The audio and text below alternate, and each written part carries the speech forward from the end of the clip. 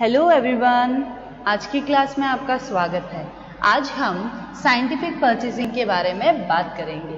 क्या होता है वैज्ञानिक क्रयण, साइंटिफिक परचेजिंग क्या होता है, इसके प्रिंसिपल्स क्या होते हैं, इसके ऑब्जेक्टिव्स, इम्पॉर्टेंस, इन सब के बारे में डिस्कस करेंगे।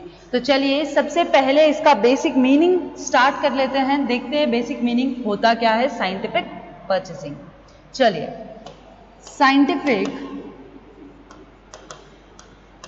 Scientific purchasing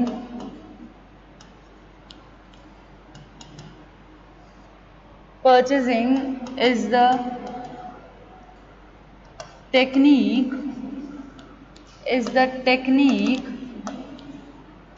of purchasing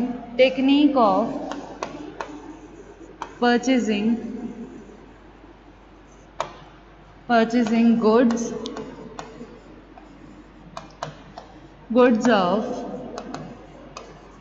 right quality in the right quantities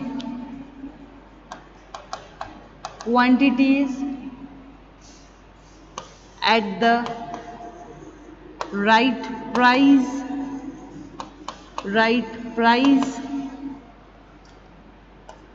at the right time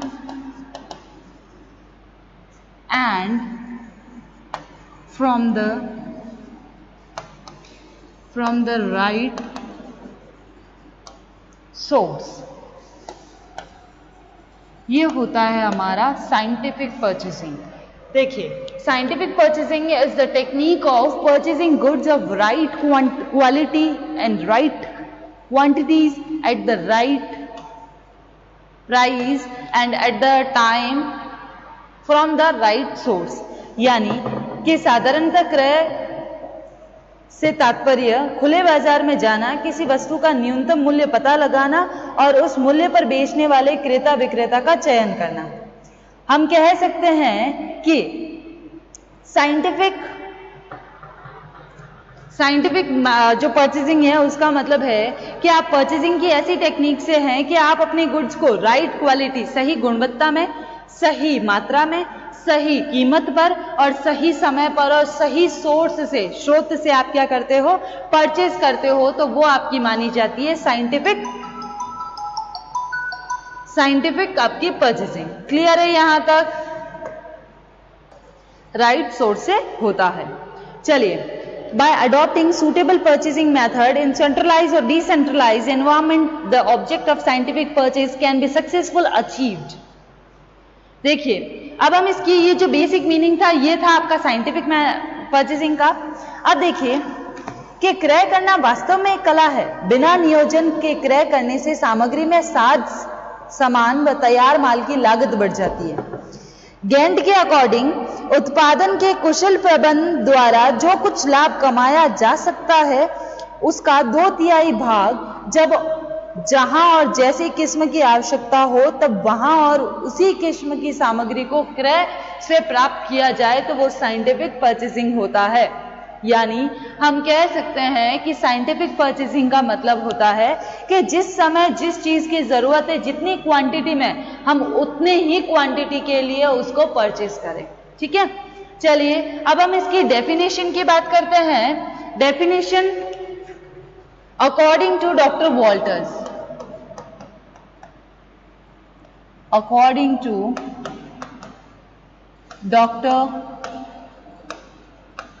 Walter's, ठीक है। चलिए,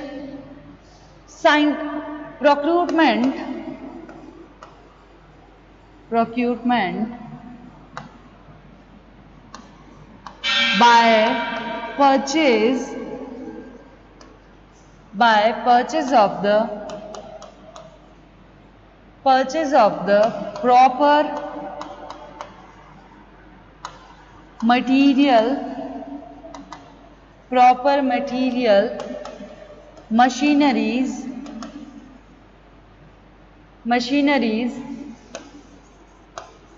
equipment and supply and supplies of stores used in the manufacture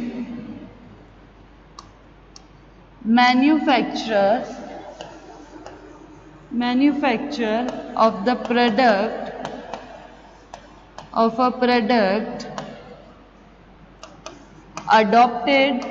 adapted to marketing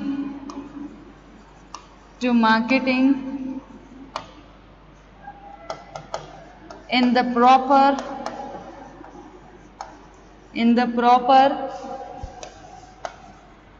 quantity and quality at the proper time and lowest price, consistent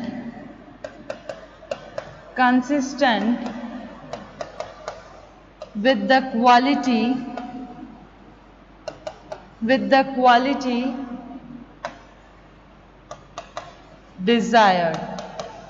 यहाँ हम कह सकते हैं कि वैज्ञानिक क्रय से आशय किसी उत्पाद के निर्माण में प्रयोग की जाने वाली ऐसी उचित सामग्रियों, मशीनों, साज सज्जा या स्टोर्स की प्राप्ति से हैं जिनकी किस्म, मात्रा, मूल्य और खरीद का समय सब विचाराधीन उद्देश्यों के अनुरूप हो। ये किसने डेफिनेशन दी है? Doctor Walters. ठीक है, क्लियर है? डॉक्टर वॉल्टर्स की definition, procurement by purchase of the proper material, machineries, equipment and supply of the stores used in a manufacture of a product adapted to the marketing in the proper quantity, quality at the proper time and lowest price consistent with the quality desired। Clear है यहाँ तक? तो ये था हमारा scientific purchasing. ठीक है, scientific purchasing की डेफिनेशन भी देख ली है। अब हम बात करते हैं कि साइंटिफिक परचेजिंग के ऑब्जेक्टिव्स की। चलिए साइंटिफिक परचेजिंग के ऑब्जेक्टिव के बारे में बात कर लेते हैं। Objectives of scientific purchasing। ठीक है, साइंटिफिक परचेजिंग के ऑब्जेक्ट के बारे में बात कर लेते हैं। चलिए, सबसे पहला ऑब्जेक्ट है to procure at the competitive price the needed material, supply, tools and service at the right quality in the right quantity at the right time. यानी हमको जो भी सामान चाहिए हम क्या करेंगे उसको, सबसे पहला ऑब्जेक्ट है right time, right quality and right quantity पर क्या करेंगे, उसको परचेज करेंगे, क्वांटिटी पर परचेज करेंगे। क्लियर है? फर्स्ट आपका ऑब्जेक्ट यही होना चाहिए। सेकेंड है to maintain continuity of supply to ensure production schedule at the minimum inventory investment. To maintain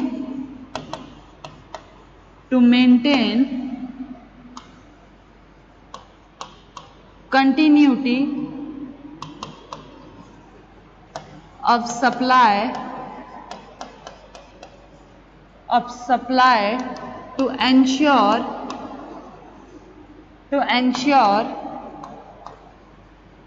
production schedule at minimum inventory investment. यहां हम कह सकते हैं कि ऐसी सामग्रियों को खरीदना जो उत्पादन के लिए तथा उनके उद्देश्यों के लिए जिनकी आवश्यकता हो। क्लियर है? फिर है to enable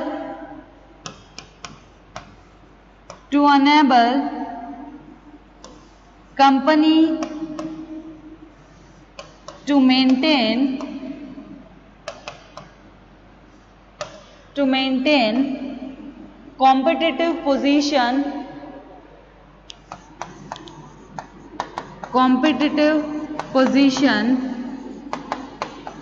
and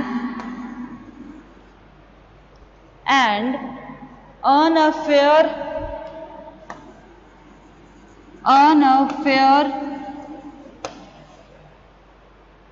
return on its investment। हम कह सकते हैं कि पर्याप्त और उचित सामग्री यानी कि हमारा जितना भी इन्वेस्टमेंट हुआ है उससे वो मार्केट में to enable companies to maintain competitive position, competitive जो पोजीशन है उसको मेंटेन करना है और हमने जितना इन्वेस्ट किया है फेयरली हमको उतना तो अर्न करना ही है। क्लियर है? इस तरह से हमारे इसके ऑब्जेक्टिव दे रखे हैं। फिर है कि to suggest better substitute to material which are currently being used with the view to lower cost and maintain quality of the product. फिर है कि कार्यों के लिए आवश्यक सामग्री न मिलने के कारण रुका हुआ उत्पाद इस विभाग की मांगों से पर्याप्त समय से पूर्व क्रय करना चाहिए। ठीक है, हमारा ऐसा सिस्टम नहीं होना चाहिए जिसकी वजह से हमारी परचेसिंग की वजह से क्या हो सके, हमारा प्रोडक्शन रुक जाए। कभी कभार होता है ना कि किसी कंपनी में प्रोडक्शन हाउस में मटेरियल की वजह से, मटेरियल न होने की वजह से हमारा प्रोडक्शन स्टॉप रहता है। जब मटेरियल आएगा तब हमको क्या करना है, प्रोडक्शन स्टार्ट करना है, जिससे कंपनी का टाइम वेस्ट होता है, कंपनी की एनर्जी, कंपनी का इन द सेंस एम्प्लॉइज का और दोनों का। तो इस तरह से बहुत सारे एक्स्ट्रा जो चार्जेस होते हैं, कॉस्ट होते हैं, वो बढ़ सकती है। ये थे हमारे ऑब्जेक्टिव। क्लियर है यहाँ तक? इसी के आगे कंटिन्यू में हम देखते हैं टू क्रिएट अ गुडविल,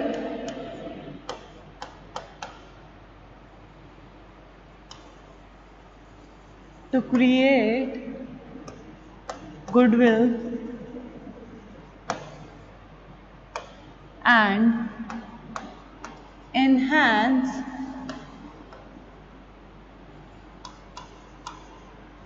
एक second,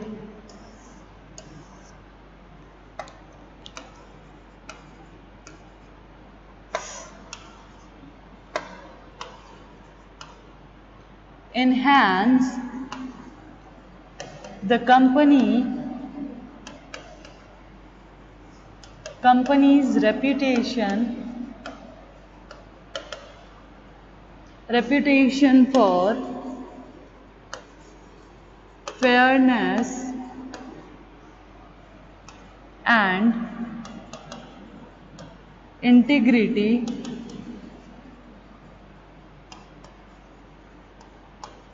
through dealing with the suppliers। ठीक है, एंड नेक्स्ट है to render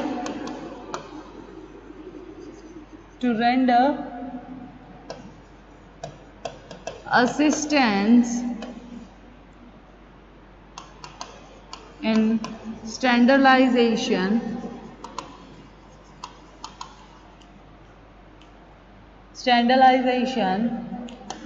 variety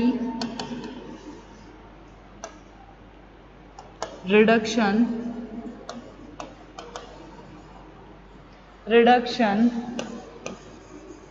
value analysis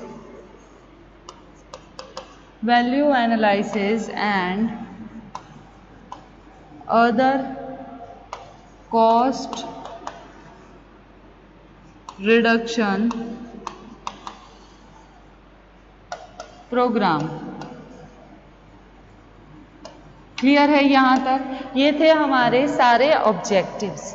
ठीक है, अब हम बात करते हैं इसके कुछ इम्पोर्टेंस की। इम्पोर्टेंस वैसे हम डिस्कस ही कर लेते हैं। इम्पोर्टेंस, इसके इम्पोर्टेंस क्या होते हैं, जैसे साइंटिफिक मैनेजमेंट, ये हम कह सकते हैं कि मेन प्रोसेस है। ठीक है, मेन प्रोसेस होने पर इसमें बहुत सारे ऐसे, जब तक कि हम निर्माण कार्य में प्रयोग की जाने वाली सामग्रियां प्रतियोगी कीमतों पर नहीं खरीदी जाती है, क्या हम इसको सेल कर सकते हैं? पॉसिबल ही नहीं है। फिर है कि किसी औद्योगिक संस्था का कुशल संचालन विनियोग के अधिकतम संभव लॉट फेरे पर निर्भर करता है। अतः क्रय विभाग को अपने क्रय की व्यवस्था इस प्रकार करनी चाहिए कि उत्पादन की निरंतरता बनाए रखने या वादे के अनुसार ग्राहक को माल की सुपुर्दगी देने के लिए उचित सामग्रियां उचित समय उचित मात्रा में प्राप्त हो सके, और हमको इतना रिटर्न में मिलना चाहिए जितना कि हमने विनियोग उस मात्रा से अधिक न बढ़ने पाए। ठीक है, ये ध्यान क्या रखना है हमको कि ध्यान क्या रखना है आपको कि आपका इन्वेस्टमेंट जो है ना वो आपकी कॉस्ट से ज्यादा, कॉस्ट जो है ना वो इन्वेस्टमेंट से ज्यादा नहीं होनी चाहिए। इन्वेस्टमेंट आपका कम होना, प्रॉफिट, यहां पर हम प्रॉफिट डाल देते हैं, प्रॉफिट हमारा इन्वेस्टमेंट से थोड़ा सा ज्यादा होना चाहिए, तभी हम अपने कॉस्ट को रिड्यूस कर सकते हैं उसमें से। क्लियर है? ये थे हमारे प्रिंसिपल्स साइंटिफिक परचेसिंग के इंपॉर्टेंस और ऑब्जेक्टिव। अब हम बात करते हैं इसका, हम बेसिक जो पार्ट है, बेसिक जो इसके डिपार्टमेंटल जो फंक्शंस हैं उनकी बात कर लेते हैं। चलिए फंक्शंस की बात करते हैं। ठीक है, चलिए सबसे पहला कार्य, सबसे पहला जो कार्य है वो ये है कि आवश्यक सामग्रियों की पूर्ति के स्रोतों का पता लगाना और उनमें से बेस्ट अल्टरनेट को सेलेक्ट करना, यानी कि पूर्ति स्रोतों, पूर्ति के स्रोतों का पता लगाना और उनमें से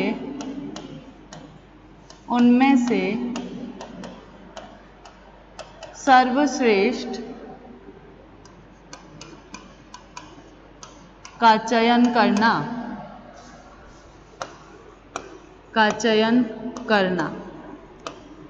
क्लियर है? फर्स्ट। सेकंड क्या है हमारा? माल की पूर्ति करने वाले प्रतिनिधियों से साक्षात्कार करना। जो माल देते हैं, पूर्ति करते हैं, उन प्रतिनिधियों से क्या करना है आपको? प्रतिनिधियों से साक्षात्कार करना है। क्लियर है? सेकंड। फिर बात करते हैं कि और उनके सम्मेलनों की जो मीटिंग्स होती है उनका अरेंजमेंट करना, सम्मेलनों की व्यवस्था करना। ठीक है। अब उसके बाद कि छोटी मोटी वस्तुओं का प्रत्यक्ष रूप से क्रय करना। जो छोटी छोटी जो गुड्स होती है ना, छोटी मोटी वस्तुओं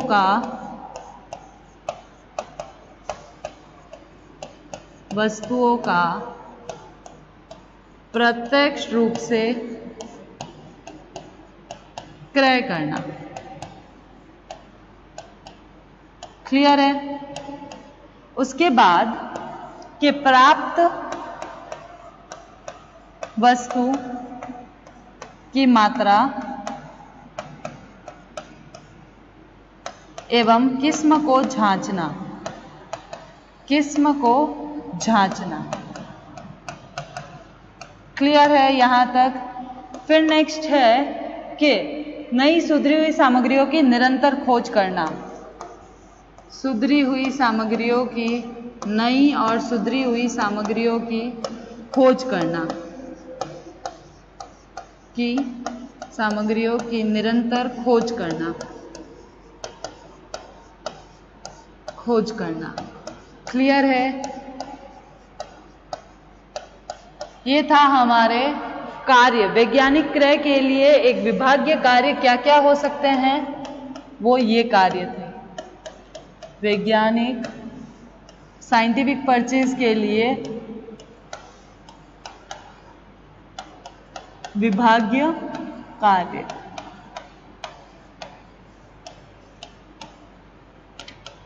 क्लियर है यहाँ तक? ये थे हमारे साइंटिफिक परचेजिंग के कार्य। आज हमने वैसे देखिए साइंटिफिक परचेज का मीनिंग पढ़ा, उसके बाद इसकी डेफिनेशन पढ़ी डॉक्टर वॉल्टर्स के अकॉर्डिंग, उसके बाद उसके ऑब्जेक्टिव्स पढ़े, ये देखिए ऑब्जेक्टिव, उसके बाद हमने इसके फंक्शंस पढ़े। तो आज की क्लास हमारी यह टॉपिक यहीं खत्म होता है। नेक्स्ट क्लास में हम इसी टॉपिक को कंटिन्यू करेंगे, साइंटिफिक परचेजिंग के जो प्रिंसिपल्स होते हैं उनके बारे में बात करेंगे। बहुत ही इंपॉर्टेंट क्वेश्चन है साइंटिफिक परचेजिंग के प्रिंसिपल्स के बारे में। नेक्स्ट क्लास को कोई भी मिस मत करना। साइंटिफिक परचेज जो होता है वो बहुत सही और बहुत सटीक क्वेश्चन आता है एग्जाम में, इसलिए एग्जाम के पर्पज से आपका ये क्वेश्चन ध्यान से देखना और समझना बहुत जरूरी है, पढ़ना। क्लियर है? तो आज की क्लास हम यही खत्म